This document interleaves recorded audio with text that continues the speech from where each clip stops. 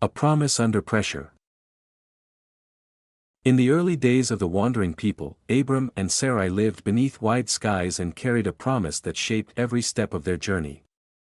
God had spoken of descendants beyond counting, of a future filled with nations and generations. Yet as the years passed, the promise seemed to remain suspended in silence. Sarai grew older, and her womb remained empty. Hope still lived within her, but it was mixed with sorrow and uncertainty. Time became an invisible weight pressing upon her heart. Sarai did not doubt the promise itself, but she began to doubt the way it would come to pass. The waiting became painful, and patience slowly turned into restless determination. In that inner tension, a human solution took shape. A human attempt to fulfill a divine promise.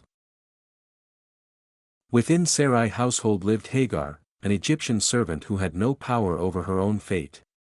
Sarai decided that the promise might be fulfilled through Hagar instead of herself. What seemed practical and acceptable by the customs of the time was deeply rooted in fear and impatience. Abram accepted this plan, and Hagar was drawn into a role she had never chosen.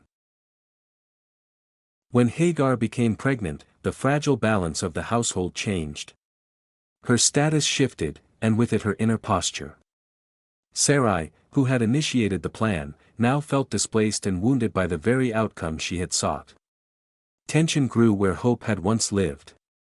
Resentment replaced trust, and blame filled the spaces where faith had weakened. Conflict and flight. Sarai responded to her pain by treating Hagar harshly. What had begun as an attempt to secure the future turned into oppression and suffering.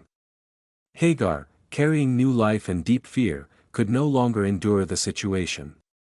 She fled into the wilderness, away from the tents, away from the promise, and into a place of danger and uncertainty. The desert was vast and merciless. It mirrored her inner emptiness and confusion. Alone and vulnerable, Hagar reached the limits of her strength. Yet it was there, in the place where survival itself seemed doubtful, that the story took an unexpected turn. Scene in the wilderness. By a spring along a desert road, Hagar encountered the presence of God. She was not ignored or overlooked. She was addressed personally, her story acknowledged, her pain recognized. God revealed that her suffering had been seen and heard.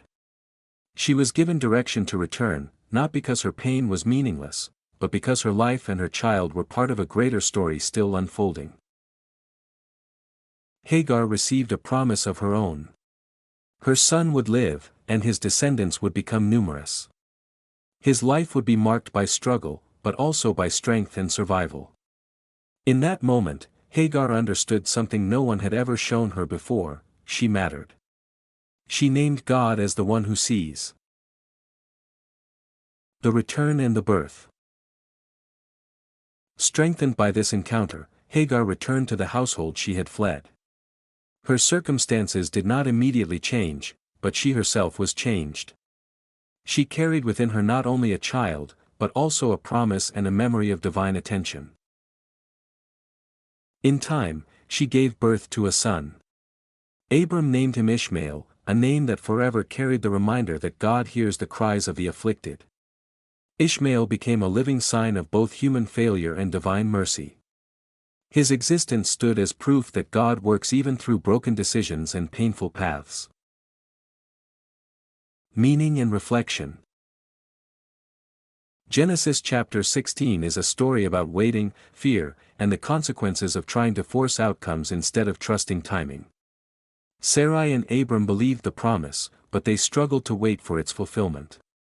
Their attempt to control the future brought pain to everyone involved, especially to the most vulnerable. At the same time, this chapter reveals a God who sees those who are usually unseen. Hagar, a foreign servant woman with no social power, becomes the first person in Scripture to name God. Her encounter shows that divine care is not limited by status, gender, or position. Even in the wilderness, God is present. The story teaches that impatience can damage relationships and create suffering, even when intentions seem reasonable. It also teaches that God remains faithful, working within human weakness rather than abandoning it. God does not erase the consequences of choices, but He brings meaning, care, and future even into broken situations. Ultimately, Genesis 16 invites trust. It calls for patience in waiting, compassion in relationships, and humility before divine timing. It reminds the reader that no one is invisible, no cry unheard, and no wilderness beyond the reach of God's presence.